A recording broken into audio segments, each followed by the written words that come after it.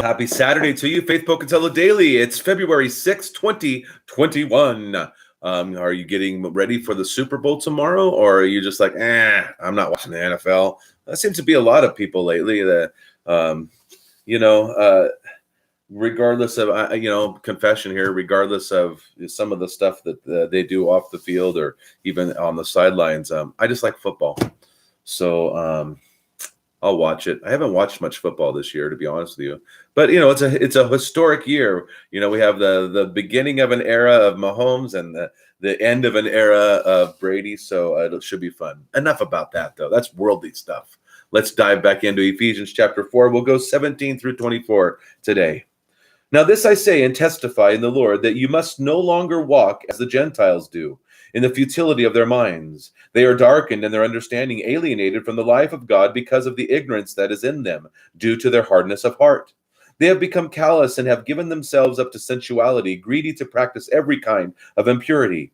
But that is not the way you learned Christ, assuming that you have heard about him and were taught in him, as the truth is in Jesus, to put off your old self, which belongs to your former manner of life, and is corrupt through deceitful desires, and to be renewed in the spirit of your minds, and to put on the new self, created after the likeness of God in true righteousness and holiness. We'll tackle this section in two parts. The first thing is I think sometimes we forget just how foolish we were before Christ.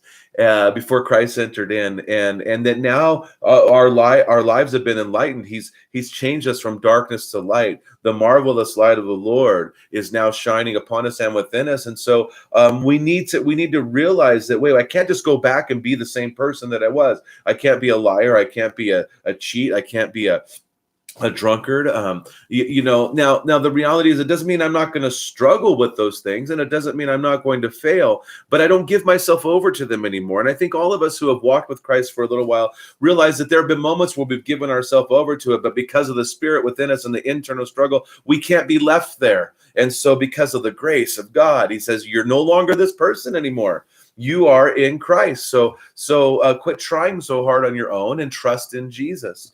And so remember but this is important for us to remember that the people that don't know Christ, they're darkened in their understanding. They just don't have the light of Christ.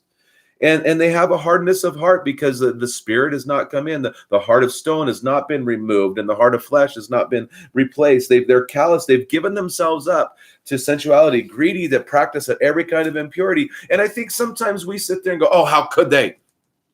How rude. And I think, we have false expectations. We have false expectations for our government, false expectations for our world, false expectation for our local leaders, and false expectations for one another, and especially for those who do not know Christ. They do not know what they do. Remember, Jesus hung on the cross and said, forgive them, Father, for they know not what they do. That would be our heart towards other, that we would want them to be forgiven, and that we would, instead of letting them so quickly and getting so upset with them, we would have the heart of Christ, who took their sins to the cross. Whether they receive it or not is not on us.